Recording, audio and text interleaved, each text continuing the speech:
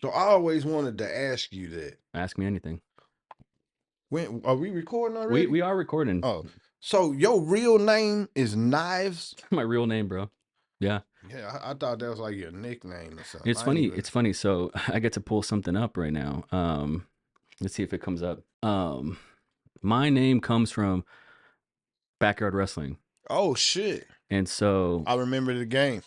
did you ever backyard wrestle? No, that was too rough for me. Too rough for you. Yeah, we used. I mean, I guess we kind of did. We wrestled on a fucking mattress in the trampoline. So That counts. yeah, That okay, counts. yeah. We What was like your definitely did. finisher? I used to just do the DDT. The DDT, Jake the Snake In the style. figure in the figure four leg lock. My Hell brother yeah. used to do the choke slam, Oh and yeah. he used to put me in the sleeper. That shit hurts. Yeah. Yeah. This is me and my buddy Juno. This is when he got out of jail. He wanted to defend his title. And so I hit him over the head over a bottle and busted him open. And this is my retirement match. So this was 2013. Why you quit? I just got old, man, and all my friends got old. It was fun. We actually did get trained by professionals that got trained. They went to Shawn Michaels' school, and so I knew how to run the ropes and take back body bumps and all that shit. And so my name, I needed a wrestling name, and I thought, I thought Knives Monroe sounded cool. It sounded like a Marilyn Manson type thing. And so changed my name legally in 2014. And I don't tell a lot of my listeners this, so they're hearing this for the first time. But I've been Knives Monroe for 20 years. So what was your I call it my dead name. It was Anthony Moreno. Okay. Yeah, I'm Mexican over here, so Nice is a live name. It's good, man. I like it. It's a gimmick name. You heard AEW? They've been looking for talent. Oh yeah, I'll never wrestle, dude. I'm a filmmaker. Like I like filming the shit, you know. You would never do it. No, not so if they no called way. you and was like, No, hey, so in 2004 I fractured my spine, and I still walk around with a fractured spine. So if I take a suplex the wrong way, like that's it for me. I feel, yeah, I can't hack it, dude. I would love to be a manager or something like that, but I like honestly, a dream would be to film behind the scenes content for like an AEW. That'd be really cool. you should reach out to them. Yeah, I have. I should be a squeakier wheel for sure. So do you watch AEW? It's kind of rough, right? Nah, it ain't as rough. You know, I'm from the WCW era. You know what I'm saying? So how'd you get into wrestling? Well, my dad, a while back, a long while back when we were younger, he used to drive cab. And when he drove cab, the airport was over there by Mueller. And he used to pick up like all the wrestlers, the Von Erichs, Ric Flair, Dusty Rhodes. Whoa. You know what I'm saying? So my dad really turned us on to wrestling. And then when we got older, he was like, wrestling fake, right? Of course. I was like, what? Yeah. So don't tell me that. Yeah. And then he was like, well, some of that stuff is real. You can't fake. He go, but they don't really be slapping each other like that. And so how many birthdays have you had? I had a lot. How old are you? People shouldn't know how old I am. They shouldn't know? They shouldn't. Because if you were watching WCW like during the Goldberg era, I was before that. Before that, so that's how old I am. Okay, so like before Nitro. I was watching WCW when Scott Hall was Diamond. Was it Diamond Stud or something like that? I actually didn't even know that. Yeah. Damn. And live? Were you watching it like live? Yeah. Holy smokes. Yeah. Okay. Like a lot of those guys that were with WWE, they came from WCW, you know? Right. Yeah. Like people think Stone Cold just was Stone Cold forever. He's not. He's with the Hollywood Blondes, you know what I'm saying? Yeah. You know your shit. And so do you still watch it to this day? Hell yeah. I just watched Saturday Night Main Event. How was it? That shit was all right. It was okay, right? It was all right. I'm not a Drew McIntyre fan. But so I'm a hardcore CM Punk guy. I have the CM Punk flag over there. It's too corny for me to put up. But I've been a CM Punk guy since 2005. So did you watch the War Games? I did. Yeah, it was great. I loved it. It was great. Very dramatic. Yeah, I like the modern wrestling style. Yeah. It's very dramatic, soap opera shit. But I love it, man. It's cool. CM Punk's my guy. I'm hoping for a WrestleMania main event for this guy.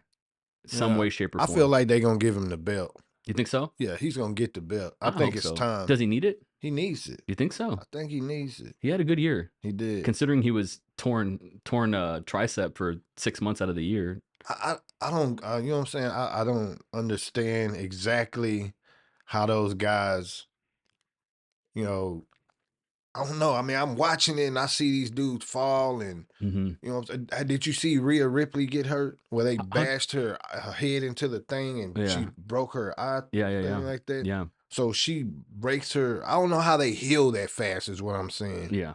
Like, I'm like, bro, your arm was literally hanging. How I are know. you know what I'm Yeah, saying? And now you back yeah, and you don't got a sling on or anything. You back. You about to wrestle. yeah. It's You crazy, right? know, I was like, maybe it's all the money they have for the trainers and the rehab because I have no idea how they come back so fast. I know, man. Even remember Edge and Daniel Bryan when they Yeah. broke their neck and Mm-hmm. they're out of wrestling forever. Mm-hmm. Now they both wrestle Now for they're back. AEW. I know. That's crazy, man. It's wild. So you've been watching wrestling since you were a little kid. Yeah, And how did Mike C become the champ? wrestling. Yeah. Man, wrestling was like our favorite pastime. Me and my little brother, we just used to sit and watch wrestling as many days as we could.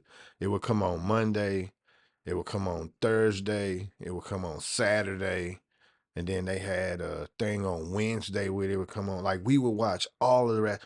I'm gonna see. I said WCW, but let me take you back.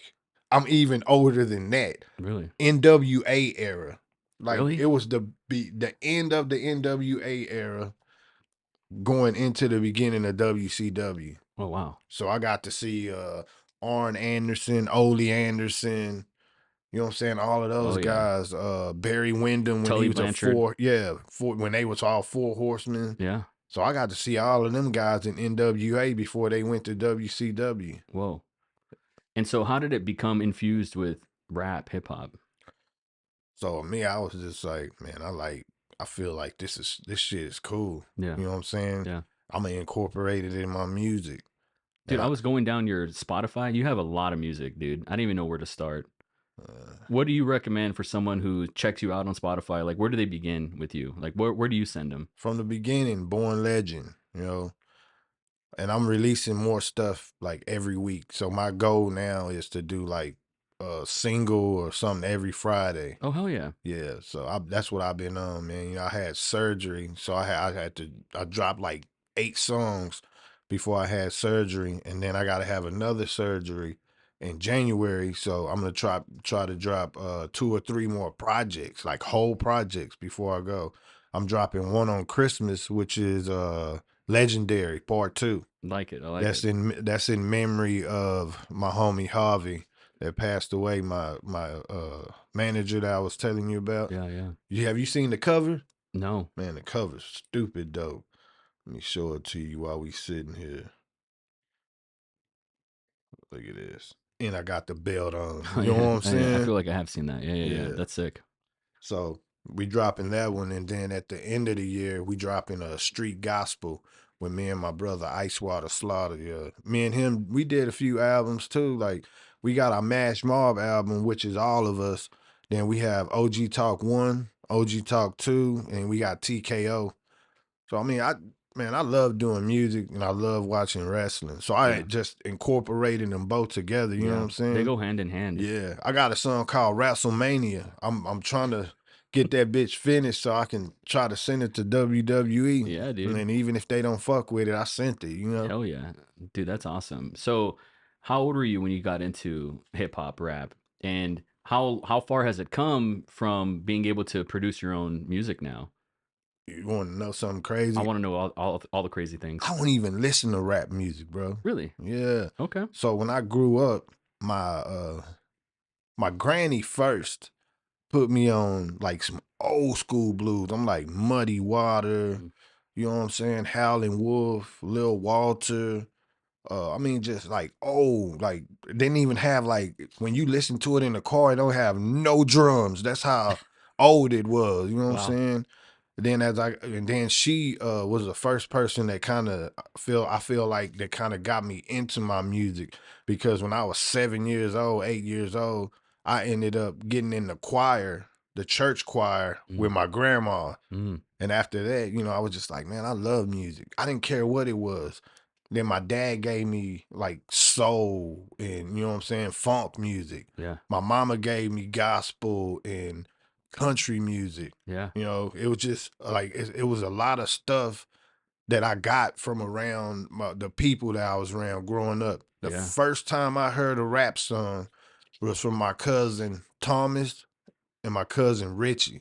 Mm, Think I was about 10 or 11.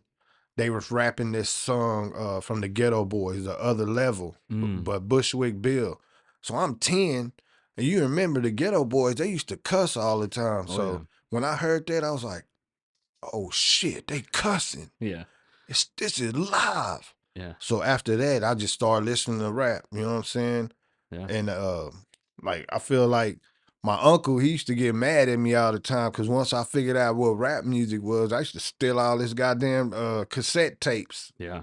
And I used to just go get them and dub them. He call my mama, hey, do that boy got my goddamn tape? Yeah, I got it. You know what I'm saying?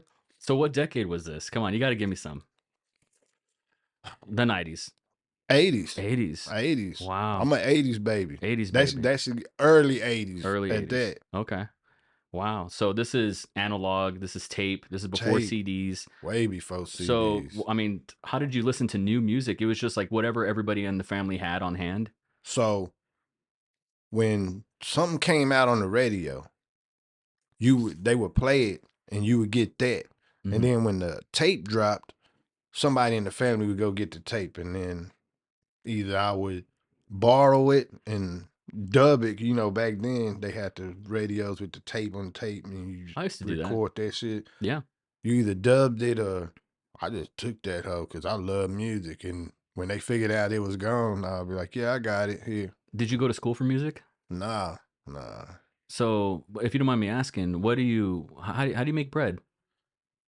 Music. Music. So this is what you do full time. That's it. That's it. How did you, I don't have no how job, did you none make of the that dream shit. come true? This is everybody's dream. So when I was younger, I ended up getting a record deal with Universal. No way. Yeah. Holy But smokes. then I went to jail. For what? Uh some shit. Got You know what I'm saying? Yes, sir. Some undisclosed stuff. I Gotcha. went to jail. Okay. And then it wasn't too bad because Universal, they got me out of jail. Oh, nice. And then they was like, well, you got a clause in this contract say you can't get in trouble. I was like, damn. Say, so what happened now? Oh, well, we gonna let you keep the money, but we gonna keep your music. Ah, shit. So they kept the music, I kept the money, Okay. and that was it. That was my first record deal. Wow. The second time was more of a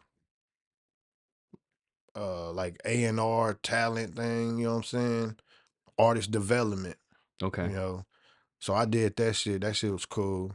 Wrote some songs, you know, and then like I was in Jersey for a little bit. I stayed in Cali for a little bit. And going to all of them different places and doing all those shows and getting paid to do the shows and shit. It's a different feeling, you know what I'm saying? Yeah. So, I remember we did a podcast with Jared, mhm. and for the listeners, they got to check it out. You said before the pod we got on that I said the infamous "I never sucked the devil's dick" line. Yeah. I never did. That podcast was fun. I had a good time doing that. I remember at your house there was like this poster, and it had like Jay Z on it and Yeah. Easy E and like all these legends. I wanted to ask you, was Drake on there? No. Okay. What were your thoughts on this battle that just happened? With Kendrick and Drake, Yeah. I mean, it depends. Like if you a hip hop head, Kendrick killed him. Mm-hmm. But if Where did you stand before it got messy? Like, where were you like a I year ago? Did you listen to either of them? I I love I listen to both of them, but like I said, I grew up on hip hop. Got it. Like I mean, I'm not knocking anybody's art. Yeah. Music always, you know what I'm saying, evolves. Yeah. But at the same time, it stays the same. I feel like people don't really see music for what it is. Like people, you know what I'm saying, how they were talking about the girls, oh, they talking about pussy and dick. Man, we had that shit. We had Two Live Crew. Yeah. You know what I'm saying? Nothing changes. Yeah. People just do it in a different way. Yeah. You know what I'm saying? But like, far as the Drake and the Kendrick shit, you know what I'm saying? I love hip hop. Kendrick is more hip hop, but at the same time, I grew up on R&B. I don't think Drake is a rapper. Drake is more R&B ish now. Yeah. Before, when he was with Wayne, he was definitely a rapper. He Mm. don't do that anymore. Mm-hmm. So I was like, you battling and you singing in a rap battle. That's I don't know. So I mean, I lean more towards Kendrick. You know? Gotcha. Yeah. Yeah. What was your reaction when it was coming out? Were you like listening to it in real time? No. No, I was listening to it in real time. Who attacked who first? Well, it depends on how far you want to go back, right? But Yeah. I think it was the Like That record that Was came the out. one with the said there's no big three, it's just big me. That one. Yeah. Yeah, that was crazy. And Drake rebutted and had his comeback. And I think there was like push ups or something Yeah. like this. I'm not a super crazy hip hop head. I'm more like into the culture, like pop culture and what's going on. I was never a Drake guy. It never really happened for me. I just never last name ever, first name greatest. That was like my first impression. I was like, who are you? Like, I don't even know who you are. So I was always more of a Kendrick guy. And then But you know something crazy? tell me, Drake has had like a shitload of #1 hits. Kendrick has had one really? that not like us. Yeah. You know what I'm saying? Yeah. Like they only played I've only heard maybe 2 songs on the radio from Kendrick. The Please Don't Kill My Vibe, Yep. and the Not Like Us. Yeah. But for a while there, that era we had was Drake. Drake was on the radio, and there was a new song every 2 or 3 weeks. Me growing up, when I heard Tupac, we heard the same song for a year. Then the album dropped. You know what I'm Yeah. saying? Yeah. Like That people, was the rollout back yeah, then. Yeah. yeah. Yeah. So how important is like the numbers when it comes to who won or who's winning or who has the culture? Like how important is the number ones and all that? Like I know you're more inside the game, right? So I don't, as far as them numbers, I think it really just, I don't think the numbers matter. I think it just depend on who you asking. Yeah. Because a hip hop head will say, I don't like Drake. I like Kendrick. Yeah. But somebody that's looking to listen just to the culture, they'll be like, "Oh, Drake won. The numbers are bigger." You know what I'm Right. saying? Because if you look at the numbers, it says Drake numbers killed him. Yeah. You know what I'm saying? Yeah. Yeah. When Not Like Us came out, I mean it felt like it was over. Oh, it was over. Yeah. Kendrick said, "Hey, y'all gonna respect me." That Not Like Us killed him. What do you think about how all that fighting happened in like the course of 4 days? Yeah, it was weird. I mean, explain to me just because you're so inside. Like, it was weird. Do you think that it was a trap and Kendrick had those locked and loaded in the chamber? Like, Nah, no. I don't think he So you had. think Not Like Us came out after Family Matters? Yeah, Really? I don't think. Is I that don't think possible? he. Do you Yeah, guys write that fast? yeah, hell yeah, Really? yeah. Oh my gosh. Well, tell me about that. I mean, say you go in the studio session, say you call me and you need me to get on the record. You don't send me the record. You know what I'm saying? I Mm, go in, you play the beat and it's fresh. I gotta write right there on the spot. mm, You know what I'm saying? really? And that's probably how that happened. He heard the last diss and was like, "Ah, all right, that's it. I'm tired of this." Really? Cause I guarantee you he went and sat with Mustard and they made a beat, Oh, or wow. he had that Mustard beat Yeah. and he went back and was like, "Hey, add this or take this or put this." Cause that is, even though that's a DJ Mustard beat, the way it changes for Kendrick. You know what I'm What do saying? you mean by that? The way the beat changes at the end, Mm-hmm. like when dun, dun, dun, dun, Oh, and yeah. then it changes at the end Yeah. where Yeah. when he start. And if you listen to that song, the song is not even really a diss. At the beginning of it is more of the diss, but then he goes to talk about they locking us up like slaves, and that don't have nothing to do with him and Drake got going on. Mm-hmm. That's what I'm saying. Hip hop heads listen to music. Yeah. A lot of these people just was like, "Oh, he got him, he got him." Yeah. Yeah, he got him at the beginning, but Yeah. at the end of that shit, he was saying some real shit. Yeah. You know what I'm saying? Yeah. So I call it the Trojan horse, right? Like you come in, but deep inside in the nucleus, you have a message that's Yeah. larger than like what the actual shell is, for sure. What do you think about him playing the Super Bowl? Yeah. Do you think he's got? You talked about the number ones. You think he's got 8 tracks or 12 tracks? I mean, how many tracks do you think he's going to play at the Super Bowl? It'd be Um, interesting to watch this clip, I don't after this. know. I want to see how many tracks he gonna play at the Super Bowl. Yeah, because he can't But play Not Like Us 6 times back to back to back that's to back. what I mean. He did when I they, know the pop out show. yeah. Yeah. See that, and that's what I'm saying. Like that's what I mean by like hip hop heads. Like hip hop heads know Kendrick's songs. Hmm. They don't know.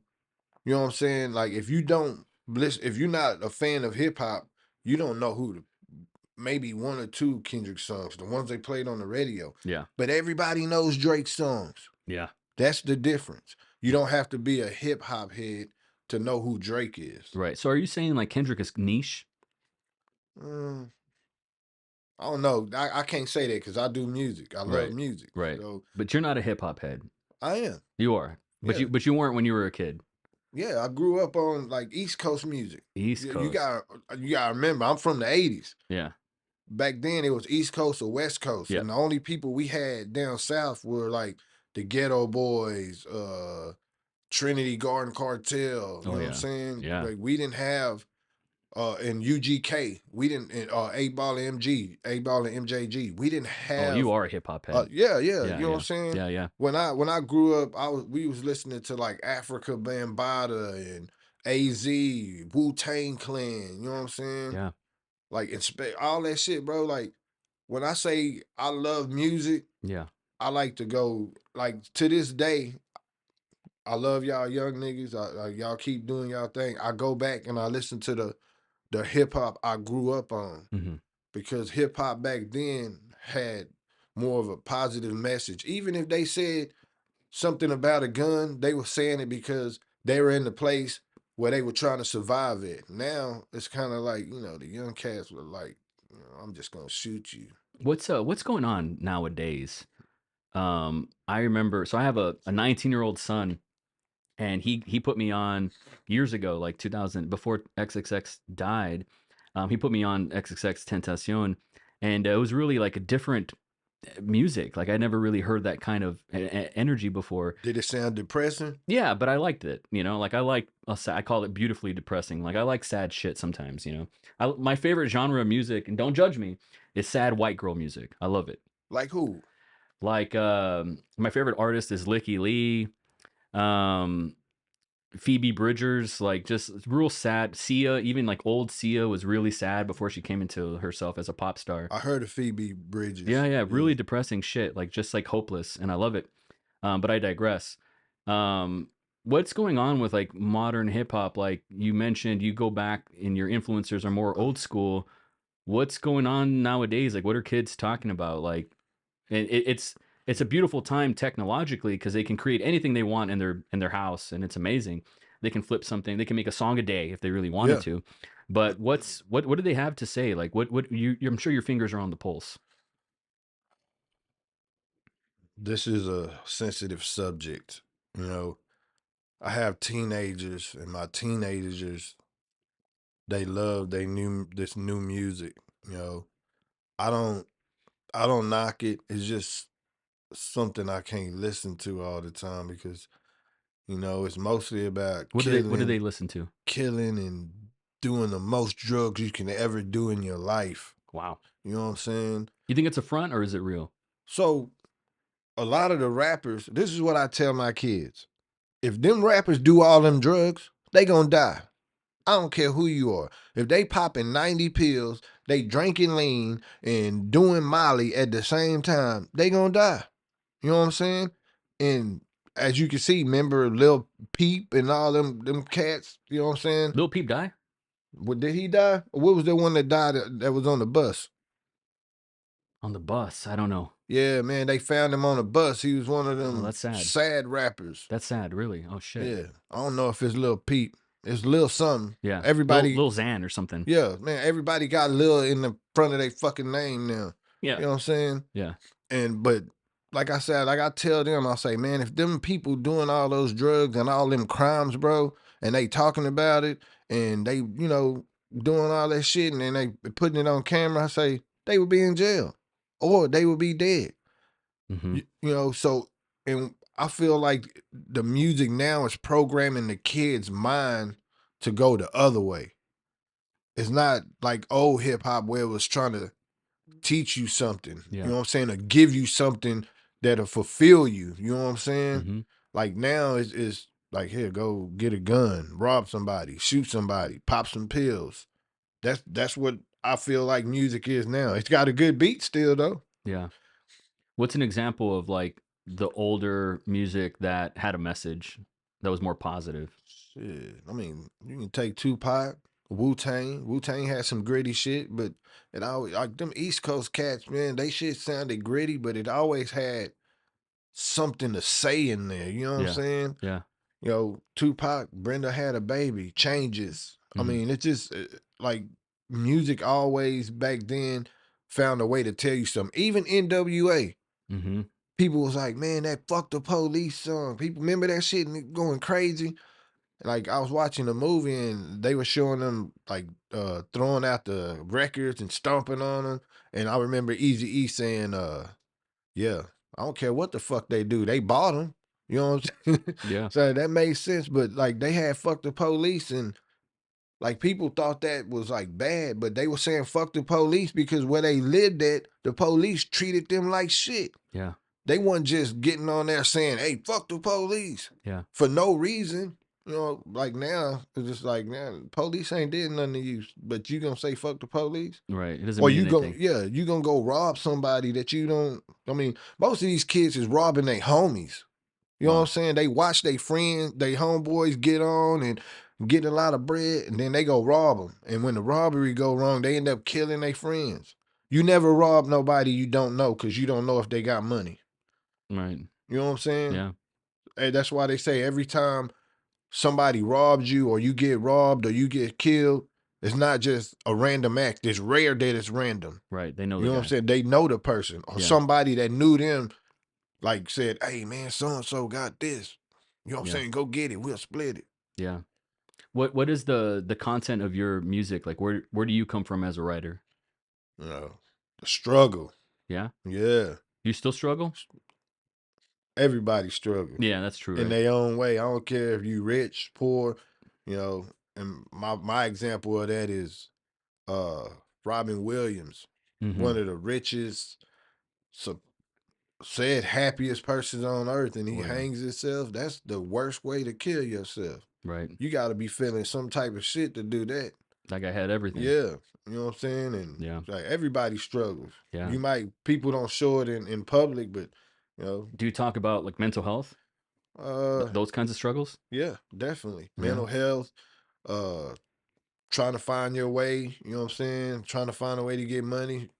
And I also have positive shit. Keep going, keep grinding. You know what I'm Yeah. saying? Yeah. Stay on the grind.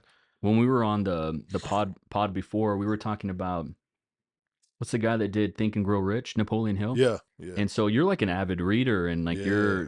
I mean, talk to me about business and like how that's impacted your life. I'd like to know So because you're like an entrepreneur. yeah, Yeah. yeah. So when I started my business, man, my homie Carlos from Top Dollar. I know when we first started rapping, he would always tell me, man, if you think you can make it rapping, just quit your job. I was like, oh What do you think no, about that? Because I've done that and oh no. it fucking sucks. Yeah, it does. It does. When you first start, it's kind of like, fuck, how I'm gonna pay the bills. Yeah. But having somebody like that to kind of guide you and teach you the right way to do it. Yeah. So what I did was I figured it out. He was telling me all the time, look, this is what you do. Save you a few checks. He was kind of like your mentor. Yeah, Yeah. definitely a mentor. Yeah. Mentor, big brother. You know what I'm saying? He save you a few checks. Yeah. Go cash in after that. So I saved a few checks, make sure I could pay rent. And then I went and make this shit work for me. We printed out CDs, t-shirts. I mean, I sold candy, chips, whatever. Really? You know what I'm saying? Where was this? So I worked before I started doing my shit, I worked at a pawn shop. So I met a lot of people at the pawn shop. Oh yeah. So I would just be like, well, fuck it. I got clientele Mm-hmm. because when I was at the pawn shop, I was selling CDs at the pawn shop. So I was Oh already yeah. making bread. So just say working at the pawn shop within those first 10 years, I was there about 12 to 15 years What city was this? here. Here in Austin. Yeah, in the Okay. city. Yeah. Because I know you've been everywhere. Yeah. Yeah. Yeah. So when I worked there, you know what I'm saying? So like I was selling CDs there, Yeah. you know, and back then, CDs was I $15, $20. know. Yeah. So we was selling about 100 CDs a week. Hell yeah. Easy. Whoa. You know what I'm saying? And that's when he told me, hey man, you think you can do this shit, just quit your job. Shit, I was like, fuck that shit. I quit. Really? Yeah. Talk to me about making that decision. Well, I Did was you have kids at the time? yeah, I was married back then. She's like, what do you mean? I was like, well, I saved some checks. We got a box of this money from these CDs. What do you think? No, don't quit your job. I said, fuck that. You gotta have faith in me. I'm quitting. So I quit.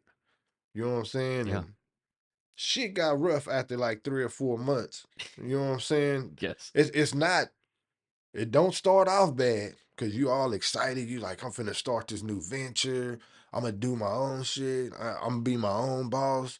And it's cool for about the first 2 months. Then the third month come around, that money either right in the middle or it's getting low. Yeah. Then month four coming, you like, fuck, I really gotta go out here. Yeah. So that's when me and my partner start hitting the road, San Yeah. Antonio, Houston, Dallas. You know what I'm saying? We just making little moves around the state of Texas, selling CDs, T-shirts, and that's how we got kept the money going. Luckily, I ain't never lost a house or anything. Thank God. Yeah, I've come close. Uh, I definitely, yeah. definitely. Yeah, man. How do you even go about finding venues to work out of? Like how are you touring without like representation at that time? So before my manager passed away, you know, uh, I kind of taught him everything that I learned from being with the record label and being in the artist development Mm, program. okay. So he took that shit, and he a young cat, you know what I'm saying? So he took that shit and ran with it. Man, we would go to Cali every other month and do a show, 3, 4 racks. You know what I'm saying? Wow. For 20 minutes. Who make money like that? Yeah, that's You bread know what right I'm there. saying? Yeah. And then New Jersey, 15, 20 minute show, $2,500. And they was paying for the room. You know what I'm That's when you know saying? you've made it. Yeah. Yeah. So I'm like, damn. So, I ain't gonna lie, I love the city. And I came back and I'm just like, ooh, they don't show that kind of love here. Maybe because they know me. You know what I'm saying? In They like, Austin. yeah, that's Mike C. Yeah. But over there, they like, oh shit, that's Mike C. Take pictures. You know what I'm Yeah. saying? Yeah. But yeah, I mean, so I taught him everything, and then he took that shit. When I say he took it and he ran with it, I'm gonna tell you how big it got. We got songs with Kevin Gates, Yo Gotti, Pusha T. I mean, we was running. Wow. You know what I'm saying? Yeah. OMB Peasy. Like, man, we was just working. Like, and he just kept working, bro. I mean, blogs, radio stations, podcast interviews, like everything, bro. He set up everything. And, when he passed away, I kind of lost my way. So everything kind of slowed down there for me for a second. Then, Jared came and he was like, come on, man, you got to pick yourself up, man. You Yeah. wouldn't want him to, and my wife, she was like, man, you got my new wife, not the old one. The old one, crazy. You know what I'm saying? Yeah. That's another story. Mm-hmm. She was like, man, you gotta pick yourself up. You know what I'm saying? Yeah. And it was hard, bro. Like I had to go get on some depression medicine. You know what I'm saying? Because I lost people before, but it's hard when you lose people that young. You know what I'm saying? I miss my granny. My granny, she's older and she was suffering. I hated that shit. You know what I'm saying? Because when I was younger, my granny was my hero. Like she like, so me But seeing that's like the natural way. yeah, yeah. Yeah. She was like 80 something. Yeah. My brother, he young. He in his 20s. You know what I'm saying? Yeah. No kids. He didn't even get to live life. Yeah. That shit bothered me. So Yeah. yeah, I was depressed, man. I had to get on meds and shit. But yeah, Did man, that that's help? Did the medicine help? yeah, a little bit. Yeah. Yeah. But that's how we got to touring, man. I Wow. taught him everything I know, and he took that shit. Like I said, he ran, bro. Like, bro, we had a show in Cali like every 2 or 3 weeks. You know what I'm saying? And then on top of that, he was out there selling those dogs. He got those Frenchies. Man, Selling dogs. bro. That's cool. So we would go out there and mess with some of the like local rappers and shit. Yeah. And he would be like, yeah, man, I got them dogs. Wow. And they be like, what? He like, yeah, showing picture of the dogs and shit. Wow. They be selling them dogs to everybody out there, man. And this is before it became cool. Yeah. Like they were some of the first. Him and my brother were some of the first people selling them dogs. Wow. Yeah, That's a fucking grind. That's hustling bro. right there. He made bread selling them dogs. Yeah. He made more money selling dogs than we made doing music. Really Yeah, interesting. them dogs. When he first started, them dogs was like $5,000 and up. Whoa. These are Yeah, these are dogs. yeah, These are dogs. legit dogs. So Yeah. wow. That's crazy, man. I want to ask, like, if you're comfortable divulging these numbers. If not, it's all good. But I got to ask, like, what's the biggest payday you ever got? Well, yeah, I think it ended up being like 16K. Really? Like from Yeah. one show? It was a show. We did a video, and then I did a verse in Cali all at the same time. What year was this? Uh, when did Hall pass away? Been about 3 years. It was right after we did the OMB Peasy, so I'm not sure. Right around that time, Okay. it was not too long ago. Okay. What was that? About 7 years, maybe. Okay. Yeah, about 7 years. Wow. That's real money right there. Yeah, And like, can you break down? It's not just the Mike C show. That money goes everywhere, right? yeah, yeah. Who's like a part of the team? Mostly my manager, me and my manager, we split most of the money because, like I say, back then it was just me and him working like that. But my brother Tip, you know what I'm saying? He had to step back and deal with some stuff that he had to deal with. So it was really just us three, Really? me, Tip, and Harv. And so this is kind of like a family business. Yeah, Yeah. yeah. Can you tell me about like the conversations that you guys had, if you had any, about that structure and how it was going to work? You know? No, I ain't gonna lie. I felt like I was the head. Yeah. I was like, hey, we should do this, this, and this. What y'all think? And most of the time they be like, all right. Okay. It Because wasn't no, nah, we don't need to do that. uh-huh. Because a lot of the stuff that I did, I learned from the record labels and the artist development. You know what I'm saying? Yeah. So I just took that shit and was like, hey, we should do this. How long were you in the artist development? Uh, a year and a half. What? Tell me what you learned. So they taught us songwriting. They and what I like about songwriting that a lot of people don't do. People will record music and Mhm. just kind of like put it out. Yeah. So when we would write songs and record them, they would put us in this room with people, and the people would listen to the song. And it's funny that they did that because, like, I seen on the movie where these people they did the song and then they put it in the room and let these people hear it, and they would be like, "Would you, if you had $10, would you buy this record or would you go buy a sub sandwich?"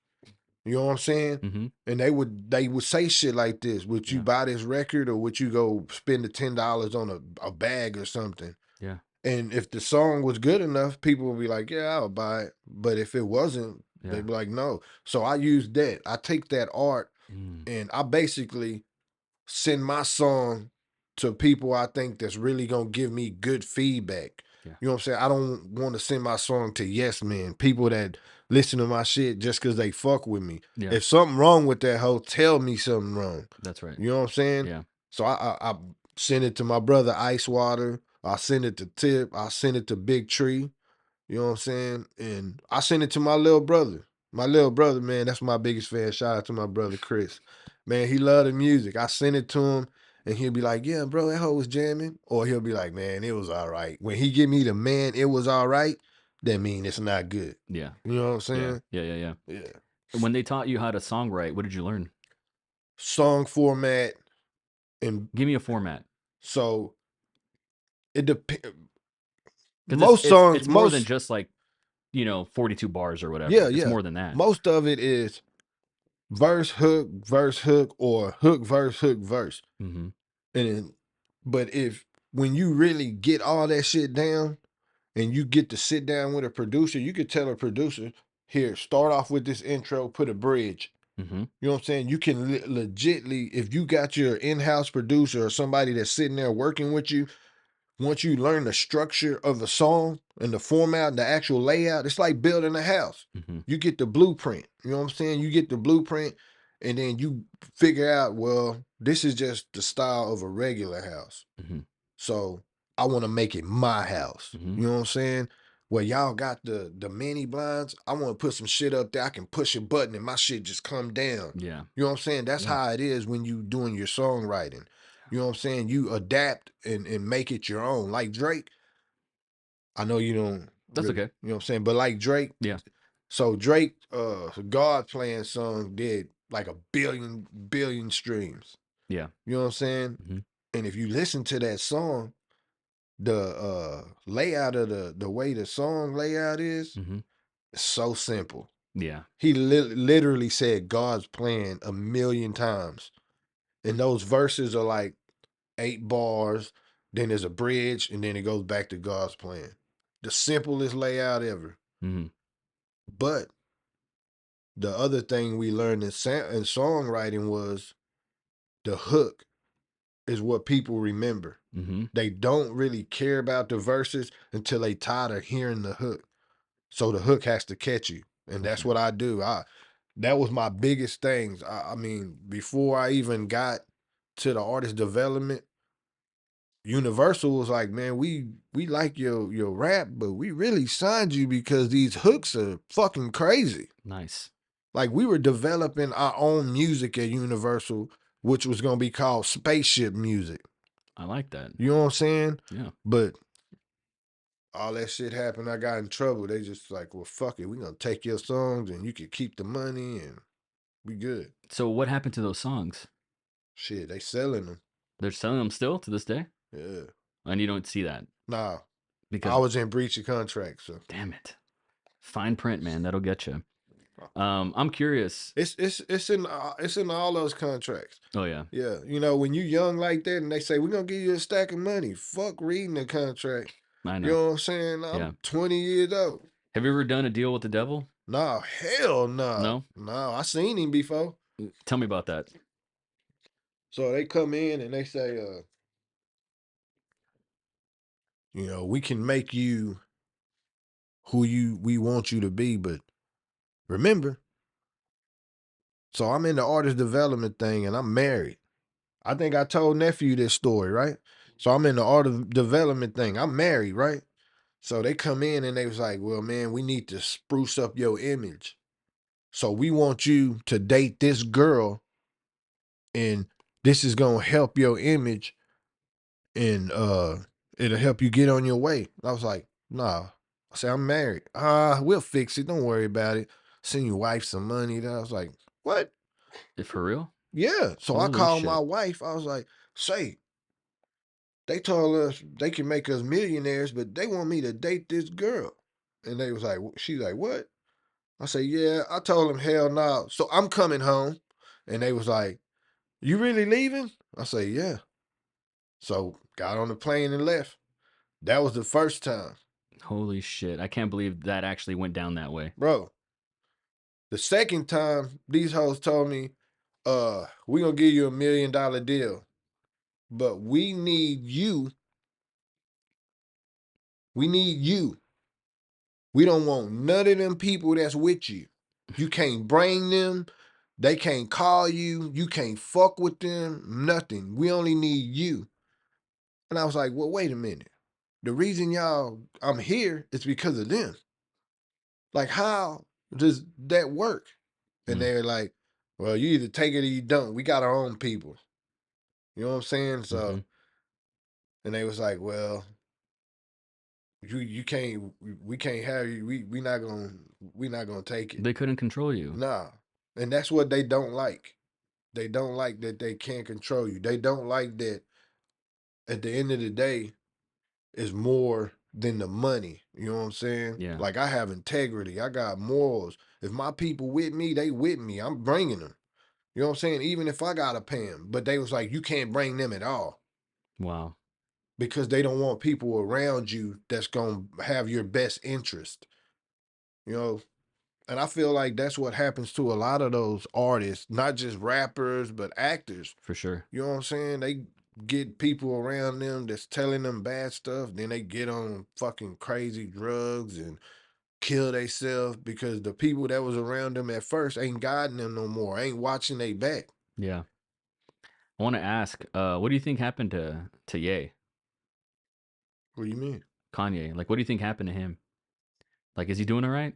I don't think nothing happened to him. Okay. You know what I'm You saying? don't I think there's think some crazy conspiracy, like they put him on meds and all that kind of stuff? so. I like Kanye. Yeah, me too. I'm not a Kanye basher. I Yeah. feel like when Kanye says something and he starts telling the truth, something happened to that he didn't agree with. Mm-hmm.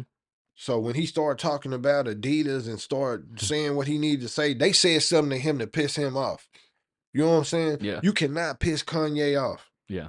You know, I had a friend that I used to rap with a long time ago. He was a veteran, and he came down here to Austin.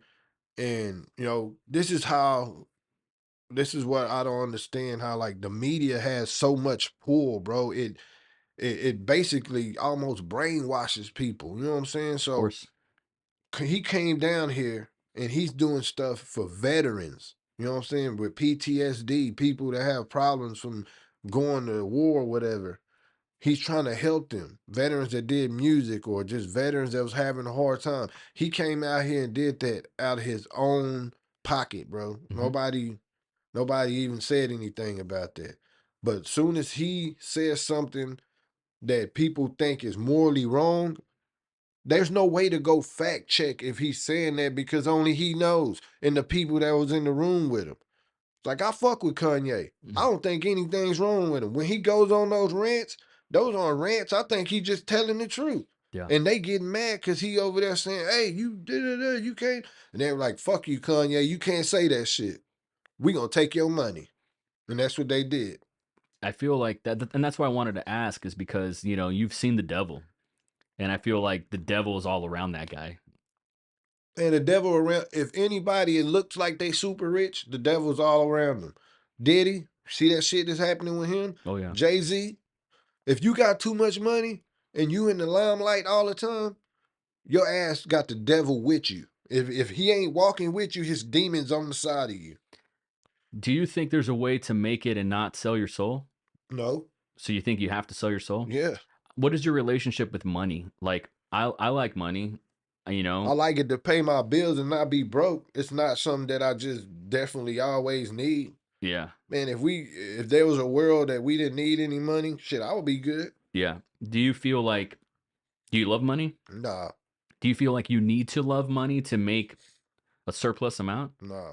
Okay, so what's the formula that people can hack where they can become millionaires but they don't You gotta sell their integrity? you gotta love yourself and believe in yourself. That's how you become a millionaire without selling, without messing up your integrity or damaging your morals. If you believe in yourself and you love yourself, you're not gonna allow yourself to do something that's unnatural, because that's what they do there.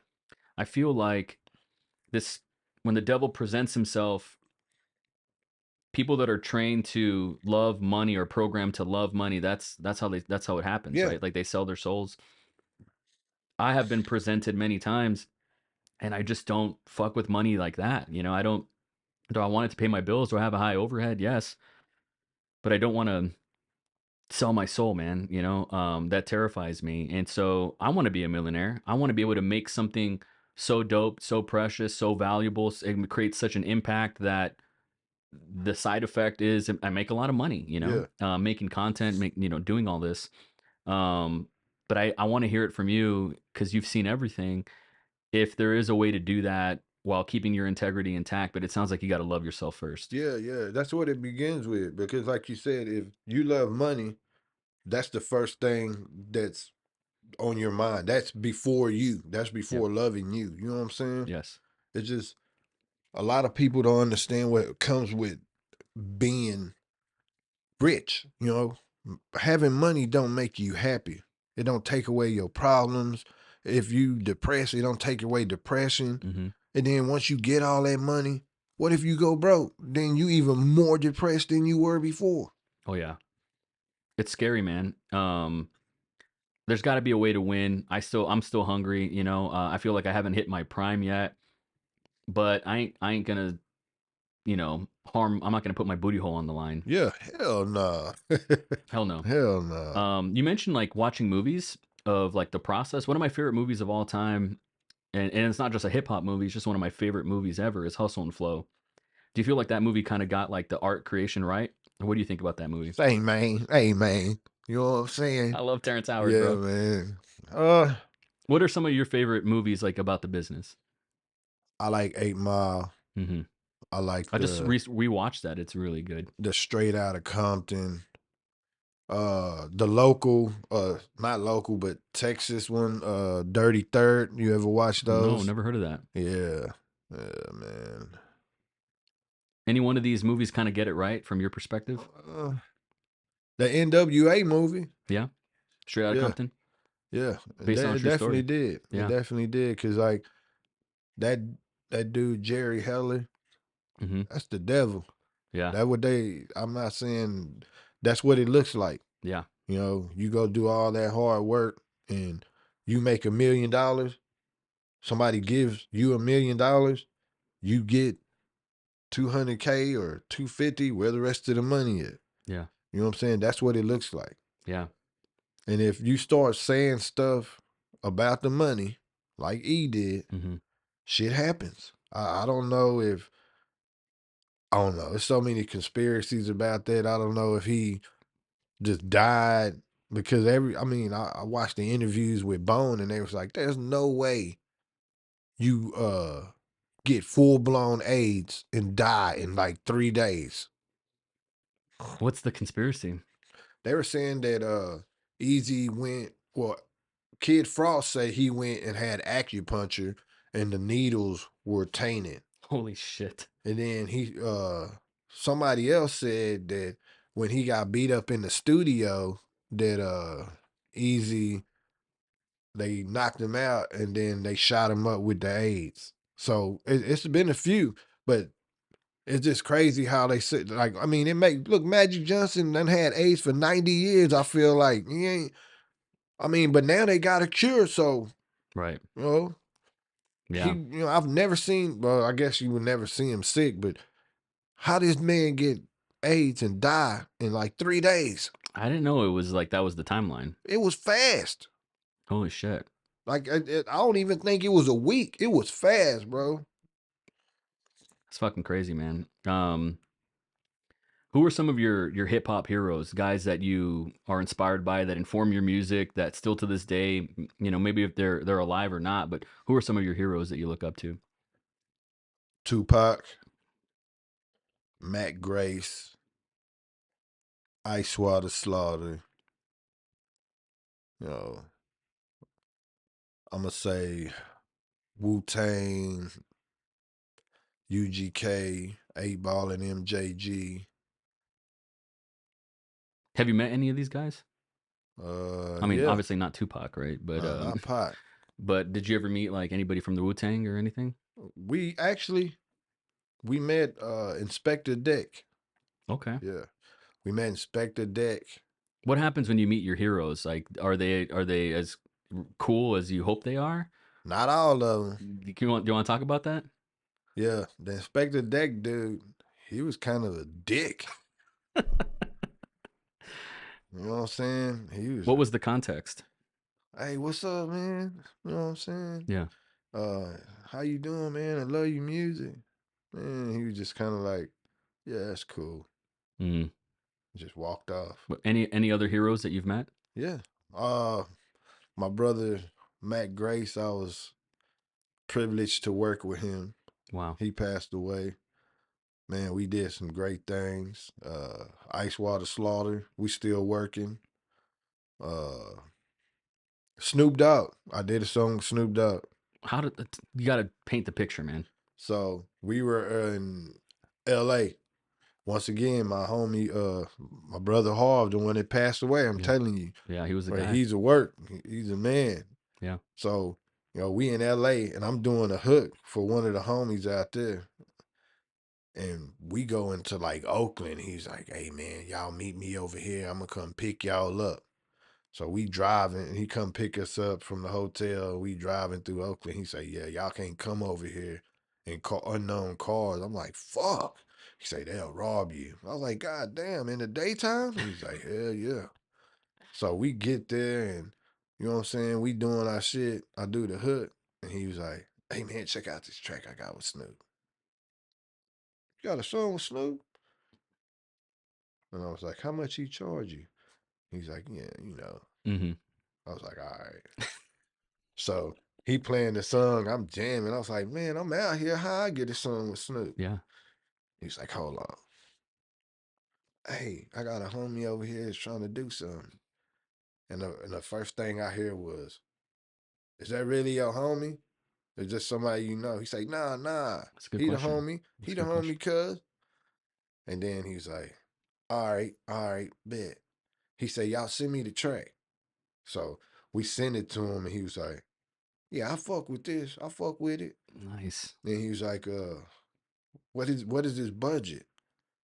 Man, I told him, "Say, bro, I'm broke." I said, "I don't got 60K or 120 or 90K whatever. or whatever y'all charging." I said, "I don't got them many digits." And he was like, "No, no, I fuck with you, cuz." He say you good. So shit, about 3 days later, he sent the track back. And then the homie called me. I'm back in Texas now. The homie called me. He's like, "Say, man, Snoop sent the track back." I say, "You gonna send it to me?" He go, "Man, this whole hard. You gotta let me get on it." I was like, "Hell no. I just did a hook for you. You got a Snoop Dogg song." Yeah, yeah. So he sent that bitch back, and that bitch was rocking. And then so we did a song with I haven't heard it. I haven't heard it. We sent a song to Shaq to do for charity. Really? Yeah. They say he did it. I just haven't heard it. This is recent? Yeah, How about that? haven't heard it. So talk to me about some of your greatest hits. And I don't just mean like some of your greatest songs, tracks, but like what are some of your greatest like career hits? I mean, that's got to be one of them with Snoop. Yeah. Is that out there? Nah, it ain't out yet. Okay. Got It, tracks with it's still cooking or what? nah, it's done. Okay. Like like I say, when I say I'm a connoisseur of music, I feel like everything has to be at the right time. But that's with anything in life. If I drop something and it ain't the right time, it's not gonna do what I think it should do. Okay. You know what I'm saying? Yeah. So, like, I got a song with Kevin Gates. Whoa. I haven't dropped it because I don't feel like it's the right time. And I did a song with Boosie. I dropped that hoe because Boosie always on the internet talking shit. It's always the right time to drop something with him. Got it. He always doing something to push himself back to the top. You know what I'm saying? Yeah. So we Or dropped that bitch and it hit like 1.5 million streams within like 6 months. holy shit. Are some of these tracks like avocados though, where they'll spoil? They Nah, it's no? Snoop Dogg. Okay. You know what I'm saying? Okay. Maybe not Snoop Dogg and Kevin Gates. Nah. Okay. But a lot of the other tracks I've been dropping. But the Snoop and the Kevin, So what are some of your career greatest hits? Walk me through some of the bright spots. uh I gave what's his name? Apollo Crews from WWE. Yeah. I gave him a thumb drive and music on it. Oh wow. That dude is cool as fuck. He seems really cool. Yeah, he cool as He's fuck. still with the company. Where the fuck is he? He just had a match not too long ago. Okay. Yeah, Cool. yeah. All right. Nice. Um, That guy's got all the skill in the world. The record deal, even though it didn't work out, I think that was a bright spot just for them to notice me. You know what I'm How saying? old were you when you got that deal? 21. 21. Okay, you Yeah, were a baby. yeah. Wow. And then I would say the A&R, but all of the music shit. Because what I did that most people don't do is they don't go there with the mind frame to learn. They go in there with the mind frame as I'm gonna get the bag. Hmm. I want to learn how to get the bag if these motherfuckers don't fuck with me no more. You know what I'm saying? Yeah. So that's what I went in there with at a young age. So you got to be disciplined to go in there thinking like that at 21, Who taught you that? 22. Was that all just intuition? Man, I'm from the country. I've been a hustler. You know what I'm saying? Yeah. My pops and my uncle always taught me, hey, you watch your surroundings. You never know what you can learn. So yeah, my family taught me that. What are some of the give me like three things that you've learned that has protected you over the course of your career? Well, the most important is being me. You know what I'm saying? Being myself. I feel like people get so lost in trying to follow trends and doing what's cool that they lose themselves. So So how when did you like discover yourself? How did you get to know yourself and know this is who I am, this is what I'm going to show up as? uh I would say no, I'm a early bloomer, man. I'm not a late bloomer. Mm, I've always hung around older people. So mm, when I was younger, I hung around my uncles and my dad and you know what I'm saying, my grandpa. mm. So I've always been on that type of level. I mean, I hung with my friends, but we played football and stuff. You know what I'm saying? I didn't really do anything like that to get in trouble. So I learned from them. Got it. You know what I'm saying? So when I was 19, 20, I felt like I didn't know everything, but I had a good amount of knowledge not to let myself get lost. At 19 and 20 already? Yeah. Damn, man. Yeah. So you had a It's all about like I said, it's all about knowing yourself and learning. Like I said, learning from around you. I learned from my uncles and my dad and my grandpas what to do and what not to do. mhm, They would tell us because back then it was a sense of, you know what I'm saying, family. Now it's not so much family. Everything is more like, look at me, I'm on the internet. You know what I'm saying? We didn't have phones back then, so people had to sit and have conversations.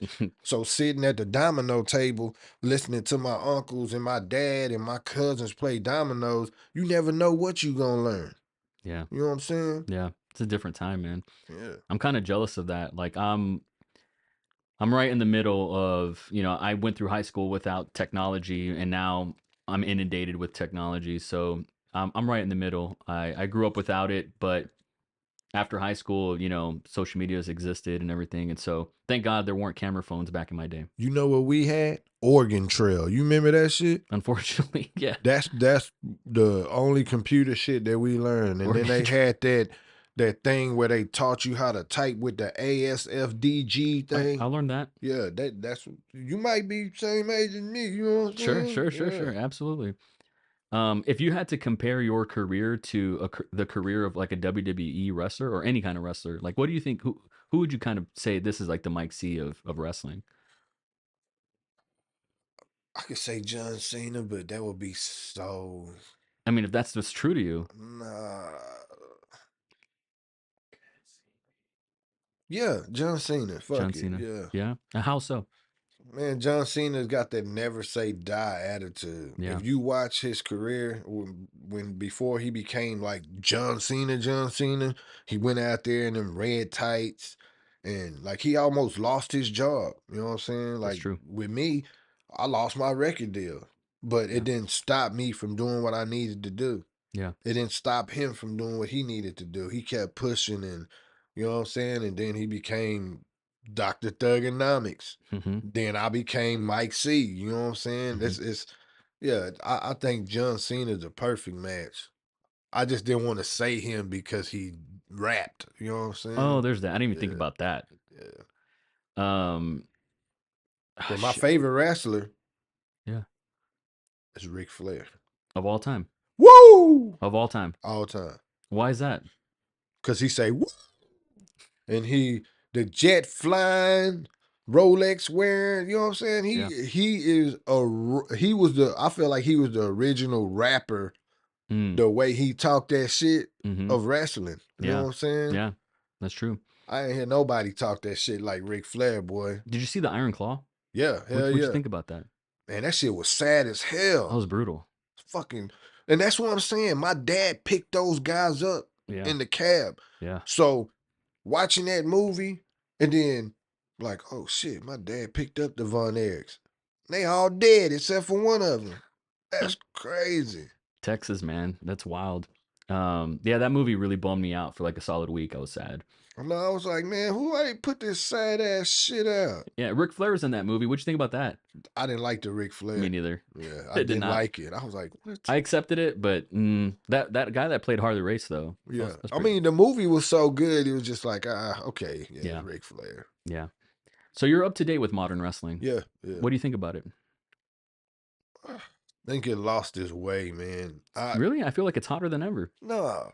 Really? Storylines are like repeats.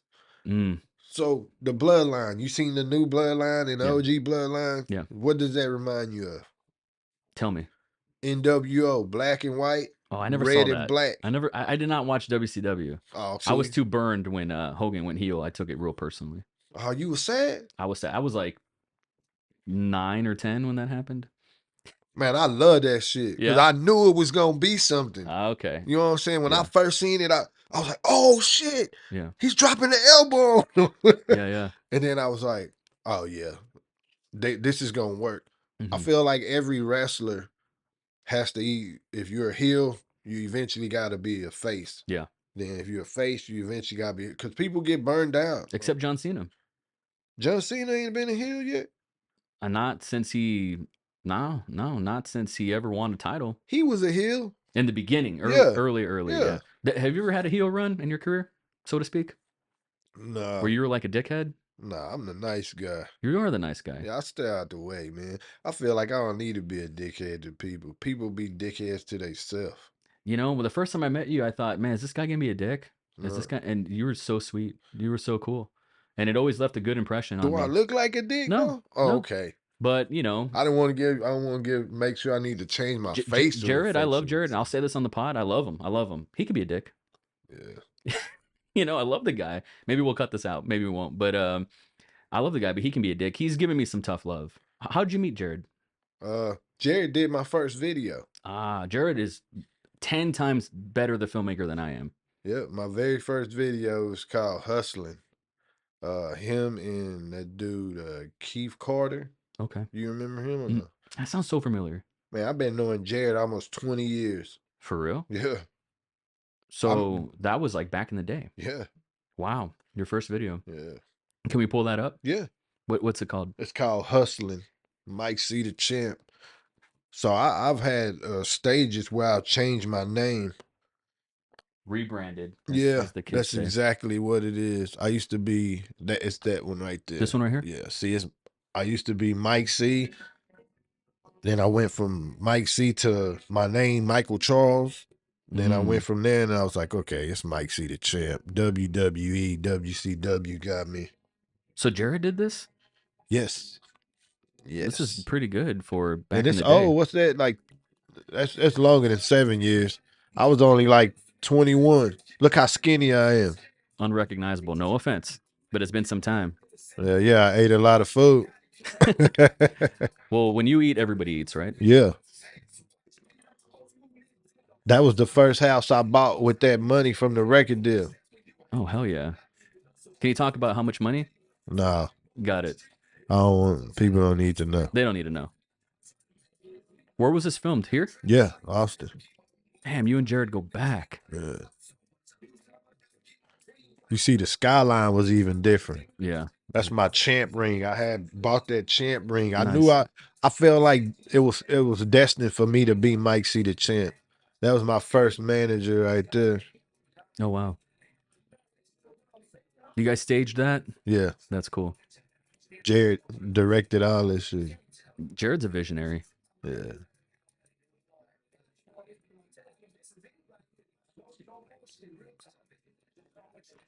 It's so cool, dude.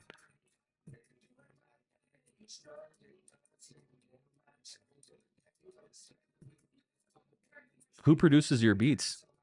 Uh, a few people. See, that's Top Dollar. That's the homie that I was telling you about. That was like, man, if you think you can make it, quit your job. Yeah, Yeah, sometimes that's all it takes, man. yeah. So we got Top dollar. I make some beats. Yeah, I make some of the beats.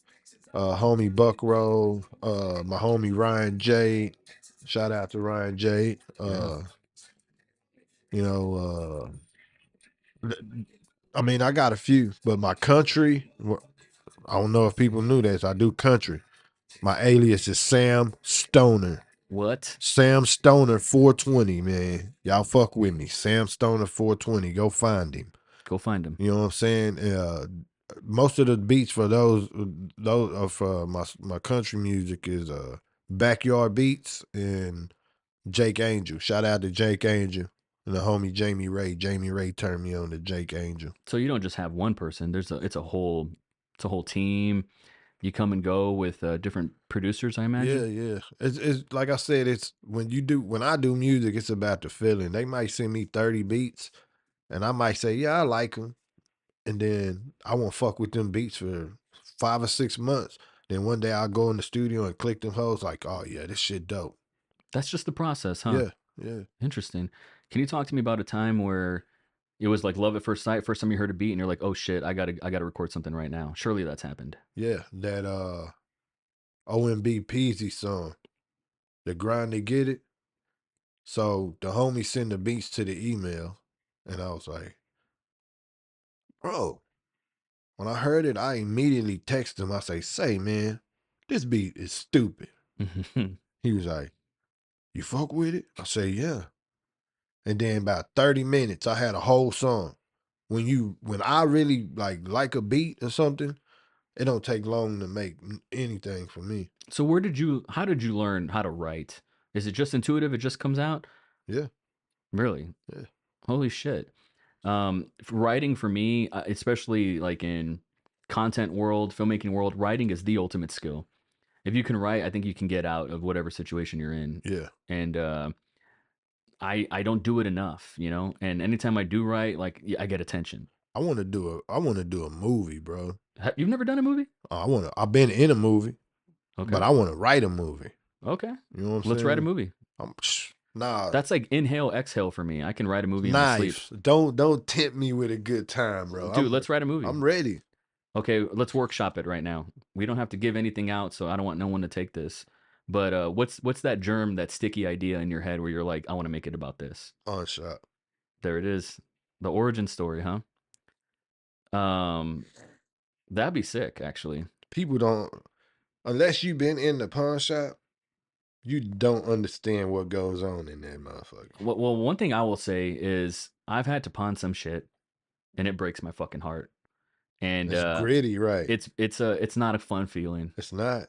And Cause you so go in there with a $500 TV and they give you $100 or $75. that's right. And then you have to take it. Yeah. It sucks, man. Because they know that you need it. If you in there, they know you need it. What would be the ending of that movie? The dude ends up he starts out working in the pawn shop, then he ends up owning it hoe. Nice. Yeah. What are some movies that would be like? Mm, I don't know. I've never really seen anybody do like a oh, you seen Cadillac Records? No. Cadillac Records, the guy starts out working in the record thing and he ends up owning a record label. Really? I got to watch Yeah. this. That's a good movie too. Yeah. That tells a story about music and how it is. Yeah.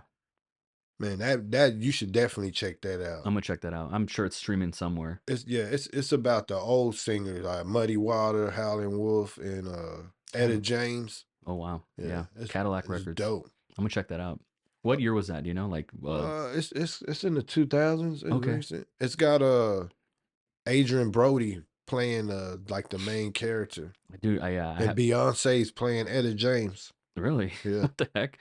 That's crazy. I definitely got to check that out. Pawn Shop.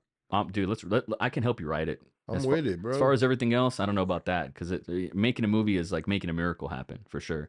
I But remember you said you made a movie. yeah, I made a movie. I made a few movies, and I'm gonna make one in 2025 as well. That should be Pawn Shop.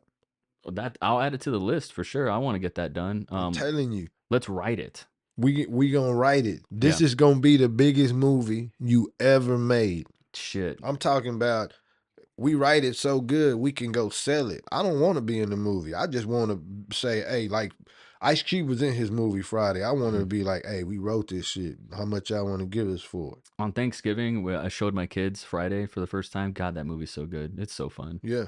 That was so fun. That was like one of the highlights of that weekend was just watching Friday. Timeless, Did classic y'all watch movie. all of them or just the No, first just the one? first one. Oh, Friday after. Which one's the second one? Next next Friday. Friday. That one's cool. That one's funny. I didn't really like that Christmas one. That Friday after next. That was Oh kind of yeah, weird. Where they yeah, yeah. stole all the presents from under the tree and the money and shit. That Right, shit right, was right. weird. Yeah, that is weird. But I like Mike Epps on next Friday. Mike Epps. Yeah, yeah, Yeah. yeah. Cat Williams Yeah. and the second one, Money right? Mike. That's classic right there. Um, yeah, pawn shop. What are some of the characters that would be in this thing? You had to have the manager, and I think the manager would be the asshole, Mm-hmm. super dickhead. Cause we had a manager when I first started working there. He would be like, act like he was cool, but he was definitely a dick. Mm-hmm. You know what I'm saying? And then I don't know if I should be saying all this. It's been some time. You know what I'm saying? Okay, well, and then you would have the guy in the pawn shop that was kind of like me. Mm-hmm. I was talkative, funny.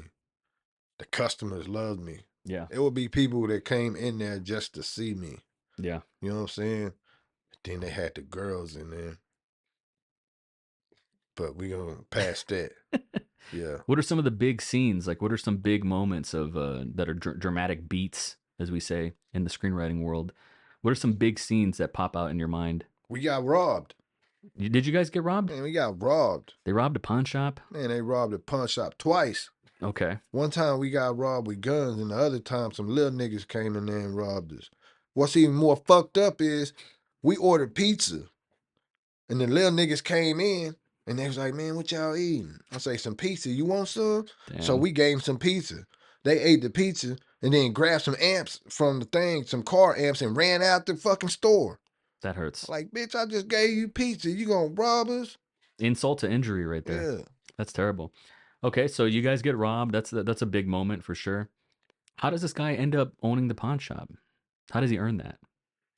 Think he ends up being like, even though the manager's a dick, he's he's he ends up getting in good with the actual owner of the pawn shop. Got it. You know, because with me, I would say, top sales, fucking extraordinary customer service. So I mean, the owner recognizes that, and every time he came in, the customers would be like, "Man, y'all need to get this man his own store." Da da da. Yeah. And then something happens to the owner. Well, he's like, "I'm gonna sell." You know, Yeah. say, and maybe this guy was saving money for something else, Mm-hmm. and then he's telling his I friend, agree. you know what I'm Yeah. saying? So Hey, like that main character needs to have a desire and it might not necessarily be, owning the yeah, store. but He something gets the else. store, but he wants something else. What's that Yeah, other thing he wants? no, maybe Because a the satisfying ending of a story is where a character gets what they need, but not what they yeah, want.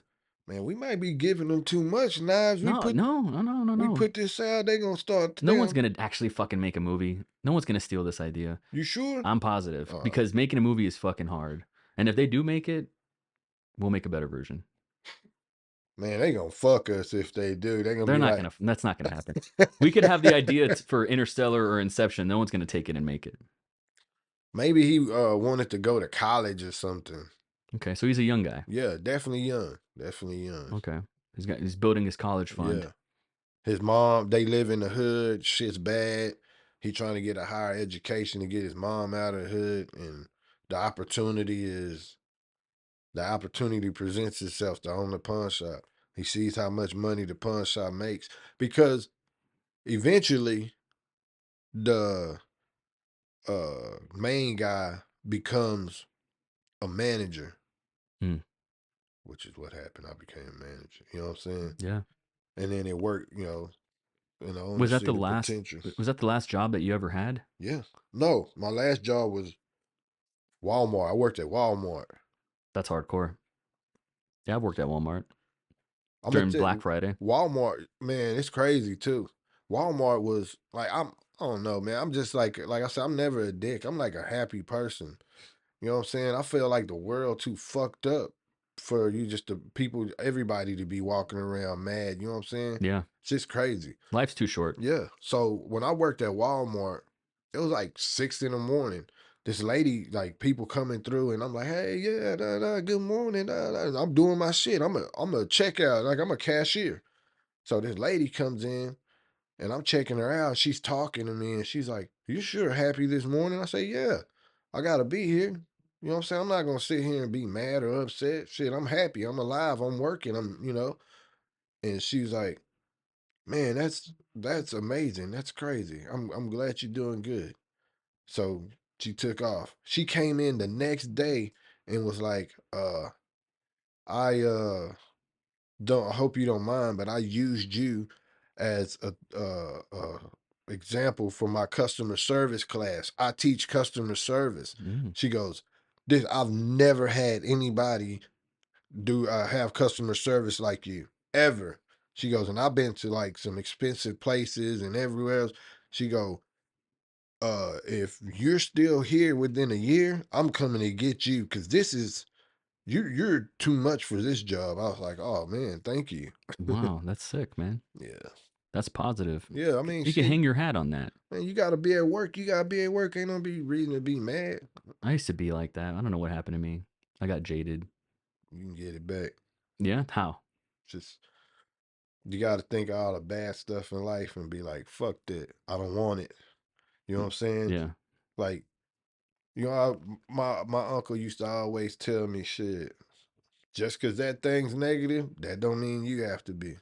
Yeah. You know what I'm saying? Yeah. You keep marching to your own tune. You know what I'm saying? Play your music your way. Yeah, Yeah, yeah, man. And also, you just gotta be thankful for what you have. You know what I'm saying? for A sure. lot of people don't have a lot of shit. You You're know what I'm right. saying? Yeah, yeah, A lot of people have problems, addiction. You know what I'm saying? A lot of people are homeless. A lot of people are like really, really struggling. When I'm talking about struggling, they trying to figure out how to pay their light bill or get mhm. their next meal or making sure their kids get back and forth to school with gas if they ain't riding a bus. You know what I'm saying? Like Perspective. it's a lot. It's a lot of reasons to smile every day. You know what I'm saying? You're so positive, man. Yeah. I love that. That's good. As we're wrapping up here, and thank you so much for your time. This has been epic. I learned a lot, and you're just like a giving tree of knowledge, man. So I really appreciate it. What are some business takeaways that someone out there, and that's what this podcast is really about, is just like I like to talk to other like-minded geniuses and creatives. Like, what are some business takeaways, or just like drop some gems for us on how we can be successful like you? Copy. Really? Yeah. Go if whatever you want to do, you know what I'm saying? Say if you do movies, Hmm. watch a shitload of movies. Yeah. Copy them, but figure out how to do shit your own way. Make it your own. You know what I'm saying? Yeah. Because some a lot of great people, I've heard this quote, a lot of great people borrow, but extraordinary people steal. Hmm. You know what I'm saying? Not like, and they ain't even stealing uh ideas or anything, but it's just stealing kind of like the energy. Hmm. Like when you watch a movie, you get a type of emotion or feeling, you know what I'm saying? Yeah. So you like, fuck, that was a great movie. So when you thinking or yourself, that's a great movie, go kind of use some of them ideas. You know what I'm saying? Push that shit somewhat what they did and then push it your way. Because at the end of the day, it's hard in this world to come up with an idea fresh to make people like it. You got to give somebody something they already know and then make your own shit. Yeah. You know what I'm saying? That's how music is successful. Yeah. When you hear a great song, most of the time there's a sample in it. Of course. You don't hear great music or great rap music that doesn't have a sample anymore. That's true. So it's the same thing. You Yeah. copy it, you make it your own, and then you create something that has nothing to do with anything else. Once you got them, you know what I'm saying? You got them now. Now you can be like, okay, this is me. I'm Niles Monroe. Look at my shit. Yeah. I like that. Good artists copy, great artists steal. Yeah, It's not where you take things from, it's where you take things to, yeah, right? exactly. So copy. I love that. Give me another one. I mean, you're here, you made the drive. I want to get it all. And the next thing, read, man. Knowledge. Read. Knowledge. Get off your fucking phone, man. Yeah. These motherfucking phones will make you stupid. I bet half of the people in America can't even spell now because autocorrect. You know what I'm saying? Guilty as charged. Me too. I done got on my phone or I was writing a rhyme and I was like, man, that don't look right. Yeah. Because I'm so used to the phone fixing it for me. Yeah. You know what I'm saying? But like, I mean, it's a million. The one of the books that I really recommend is The Art of Understanding. Okay. Bro, understanding is the most beautiful thing you can have. Mm-hmm. You know what I'm saying? Like if you can understand stuff, life is so much easier. Yeah. You know what I'm saying? Because once you understand something, then you can accept it. You can't. The art of understanding. Yeah, there it is. This is like an ancient ass computer, so bear with me here. Um, behind the scenes story. Yeah, that one. I'll have to buy this. Yeah, that's it. Okay. Damn. Hopefully there's an audio version. Understanding is serious, bro. Yeah. Like a lot of people fight and argue because they don't understand. They have no way of figuring out how to understand. What I do when somebody has a disagreement, I listen and I intake what's going on or what the thought process is. And then I ask questions. What people don't, what we don't do as men, Tell me. we don't say, okay, I was wrong. How can I fix it? Yeah. Because we have testosterone. Everybody needs to be right. Nobody wants to accept the reality that, you know what, you could be wrong, Yeah. and that comes with understanding. Like for instance, one of my family members, I ain't gonna put it out there. Sure. He does the religion thing. He don't really believe in God or Jesus or none of that. And I was like, that's cool. I understand that. Yeah. But you got to understand that just because you believe that don't mean everybody else should. You don't have that understanding. Your mental capacity don't understand that it's okay for you to believe that. And it's okay for him to believe what he believes. There's no reason you should bash anybody that believes in what they believe in. You know what I'm Even saying? if they disagree with you. Yeah. Yeah. You know what I'm saying? But that comes with understanding and acceptance. Once you understand it, you can accept it, then you can move on. That's heavy. Especially as men, we need to hear that. We, Yeah. we need to hear that from other men. Like men are we are, bro, we do not like to be wrong, bro. Yeah. But me, like I said, I've mastered the art of understanding. Mm. I accept, hey, that was wrong. I apologize. Or what can we do to fix it? Yeah. So you have Neff here. Um, does he work with you? Yeah. And so what's his role? He records, he raps, he takes pictures. He nephew, he do whatever. Yeah, he does whatever. Yeah. And is he like your content guy? Whenever he's around, he definitely is the content guy. Okay. Sometimes he be disappearing for a little bit, but Okay. So he what's do the Houdini on me. what's the conversation like of like having him help you? I don't have. He's young. I have to tell him nothing. You see what he did? He does it by himself. That's all him. Yeah. Okay. They grew up in that era. He knows what to do. Me, I'm like, shit, what do I do? Okay. You know what I'm saying? He does it. With my manager that passed away, Harvey, he do it. I didn't have to tell him to do anything. They already knew. They knew what to put on. They knew what to record. They knew what clips to cut and to use. They knew all of that shit. But Hmm. yeah, remember, like I said, I grew up with Oregon Trail. You know Yeah. what I'm saying? We Sure. had Ataris and fucking Yeah. you know what I'm saying? I fuck with video games. Video games are fucking crazy now. They're crazy, You man. know what I'm saying? Yeah. So that me creating content, if you look at my Instagram or any of that shit, Your Instagram is fire. you know, but that content Yeah. is from him and Harvey. I see. You know what I'm saying? I don't like this is me being in front of the camera or doing a video. That's it. Yeah. I hate being in front of the camera. Okay. You know what I'm saying? It's not my forte. I don't like, man, when I get in front of the camera, I feel like, oh, you know what I'm saying? It ain't like feel like look at me, but it's more like I don't want people to think I'm a dick because Right. I'm on camera. You know what I'm Sure. Yeah, saying? that's hard. Yeah, it's kind of like I'm humble. I don't want the people to be like, he just, you know what I'm saying? I Yeah. don't do that. I struggle with that. Like, sometimes I'm making content and I don't want family or friends to think like it's all about me. It's the Yeah, Knives Monroe show, even though it kind of is, but you got to approach it with some humility. Like, I'm not too good to pick up the shit yeah, on the floor or what have you. So, I feel you.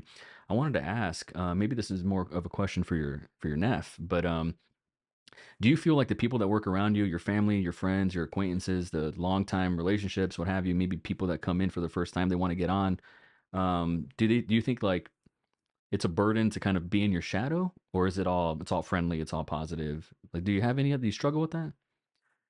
People, you cast a long shadow because of your personal brand and your entity. there was people before, but they gone. Mm. Like I say, it's all about having understanding. Understanding in a conversation can go a long way, you know. But Talk to me about one of those conversations. like when me and nephew, I use that nephew because he here. Uh, he understands. It's not about what I do. It's about what he does. Mm. You know what I'm saying? That's good leadership. That's why I Like ask. it's not my shadow you following in. You making your own way. You know what I'm saying? Okay. You have to be who you are. Let me be me. When we get on the song and do a song, I'ma rap like me and you rap like you. Hmm. You know, be yourself. Yeah. Like it don't matter if I'm in the front or you in the front, we both win. You Yeah. know what I'm saying? So, like I always tell my people, if you got a fire song and everybody say that song fire, you know what I do? I step to the back and be like, "Hey, you up? Your turn." Mm. You know what I'm saying? It's no pick and choose. It's what's best. WWE. It's what's best for business. Yeah. You know what I'm saying? Yeah. And so, you know, I feel like you're the tribal chief, and this is like Jey Uso over here. Was that fair to say? That's fair. Do you watch wrestling too? A little bit, yeah. You I would say Ice Water is the enforcer. Oh, okay. He's the Jacob Fatu or the Maybe, Solo. Back it was Solo maybe before. Miss Solo. Yeah. Okay. Yeah, and so like it's hard to be your best self. Nah, he would be Sami Zayn. He's honorary Oos. I mean, yeah, because if we not and if I'm the tribal chief, my right hand man, Jay Uso, would be either Tip or Ice Water. Okay. Or he might be Jimmy, Okay. but Okay. Yeah, yeah, that's why I ask. And so, I think the next step for me is delegating tasks and getting I would love like to have someone follow me around and but like I want to provide that opportunity. I don't want it to be like, I don't want to be a dickhead about it and be like follow me, I just want to provide that opportunity, make sure they eat and they get their shit in. Like what is some of your tips for leadership and like delegating and bringing people up and providing opportunity for others? You have to work just as hard so they'll see that it's not just them working. You know what I'm saying? Like whatever he does, I make sure I do 10 times. That way he'll be like, fuck, Unc doing 50 songs a day. You know, he really on his shit. You know, it's just they gotta see you work the way they want to work. Say again. It makes sense one and one. Like Yeah, he's steady grinding, he's not giving up. So it makes sense. It feeds our mind like, okay, I want to be like him when I grow up. Yeah. Because he's steady on it, he's not giving up like them. They stopped for 2 years. He's still going after 15 years. So Yeah. shit, he's gonna win the marathon because he Mm. never gave up on it. Yeah. It is a marathon, right? yeah. Never a race. How long you been running? About 20 years. 20 years. Because I've been doing videos for 20 years too. Next year, this is my 20th year. Next year will be 21 years. After that, I'm just gonna stop counting. But isn't So that crazy? we gonna get rich with this pawn shop. I'm Yeah. telling you. Yeah. Yeah. I'm speaking into existence right now. Manifest that shit. Yeah. Yeah, man. Soon as we write this shit, you're gonna be like, man, this is crazy. Dude, I'm gonna send you an outline and then you Watch. fill it in. Watch what happens. Yeah. We'll send each other like instead of stems, we'll send each other like outlines and then we'll make this thing real. Yeah. I can tell you I can write the script. I can help you write. And the you script. know, Jared got the plug on the SAG. The Does he screen. now? Yeah. Does he Got now? the plug. Look at that. See, everything works like it's supposed to. That's right. I like that, man. Well, I want to thank you so much for coming on the podcast. Is there anything you wish I asked you? Nah, you asked me everything. We checked the boxes. Everything. You feel good? I feel good. This Fuck was yeah. a great podcast. Look at this camera and tell them where they can support you on the internet. Everywhere. If you put in Mike C the Champ in Google, I'm everywhere. I might even be on a porn thing. You never know. I'm bullshitting, but just put Mike C the Champ in Google. It'll pull up everything. Everything you wanted to know about me and probably some shit you shouldn't know. Nice, man. I think people always give out their Instagrams and shit. Nah, go look me up on Google. You can find me everywhere. Music, videos, bios, you know what I'm saying? Everything. Cause some of them social sites don't have everything on there. And it's too hard to navigate them hoes too. You know what I'm saying? You have your own website? Yeah. You gotta have your own website. That gotta be the hub.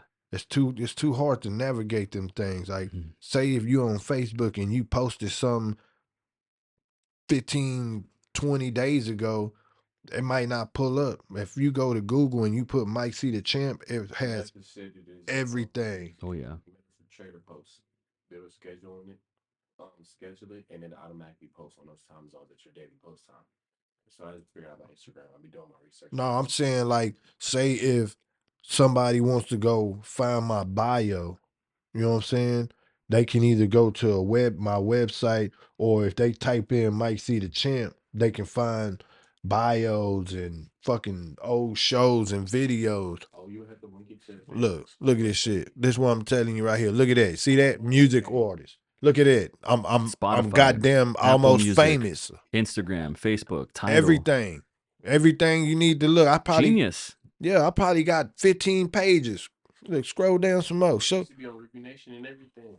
We got to get you on Google. Look at it. Google profile page. Man, I talked to them hoes. They said something about my ID wasn't right. That's fucked up. We can fix that easily. Yeah, well shit, put me on. Look at all that shit. Anything you need to know about Mike C. SoundCloud, YouTube, Boomplay. Dude, it's because you're the fucking man, bro. So check out Mike C the Champ. Look at that. Everywhere. See? Google. All you gotta do is Google me, man. Mike C the Champ. Look at that shit. Shit, boy. Shot by Chino Chase. Yeah. That ain't me right there. That say Mike the Champ. That ain't me though. Yeah, if you scroll down long enough, but no, he's on there, man. Yeah. What does your 2025 look like? My last question. So this is the year of the dog. That's what I'm gonna call it. 2025 is the year of the dog. Cause me and all my dogs we gonna finish the race. You know what I'm saying? We finishing the race. We done been running the marathon a while. It's time to finish the race. And what I mean by finish the race is it's time for everybody to get paid. Like big money. Hell yeah. That's the goal. It ain't about the money though. It's about taking care of our families. You know what I'm saying? Yes, sir. And you got to get some money to do that. That's a fact. That's it. You got to finish your story. Finish the story. Cody Rhodes shit. Appreciate you, man. Thanks so much for coming on. Cody Rhodes trash too. He's such a geek.